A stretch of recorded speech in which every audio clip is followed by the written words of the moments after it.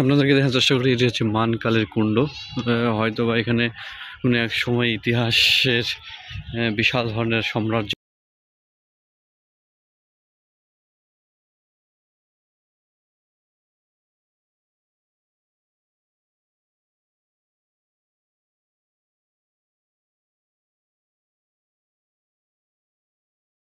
মহাস্থানগড় ইতিহাস সাংস্কৃতিক এক অনন্য নগরী। এই নগরীতে পুরাতন কীর্তি চোখে পড়বে।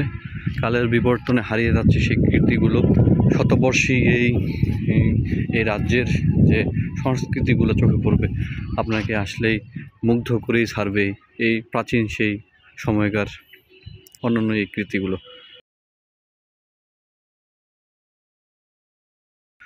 আজ সেটি ধ্বংসস্তূপে পরিণত হয়েছে।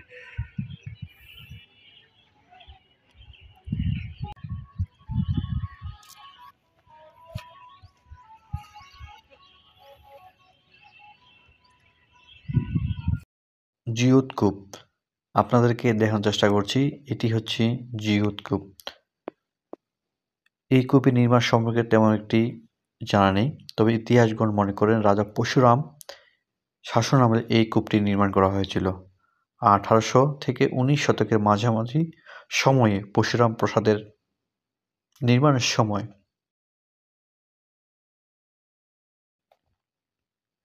অনেকেই মনে করেন স্থানীয় জনগণের পানির অভাব দূর করতে রাজা পরশুরাম এই কূপটি নির্মাণ করেছেন।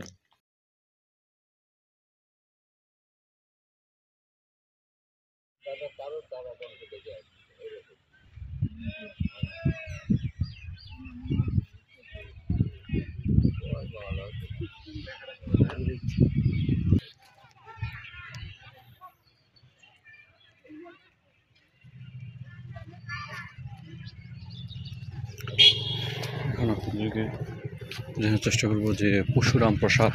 এই দেখতে পাচ্ছেন যে মুঘল আমলের এক দর্শনীয় স্থান এবং স্থাপনাগুলো সে সময়কার স্থান। যে নির্মাণ শ্রমিকরা কি পরিমাণ এবং মাটি সুরকি দিয়ে এই ইটগুলো তৈরি এবং তার বেসগুলো দেখতে পাচ্ছেন। অসাধারণ একটি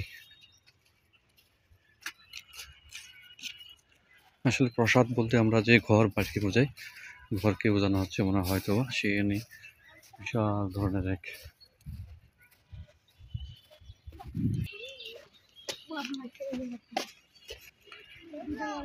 দেখতে পাচ্ছেন যে এখানে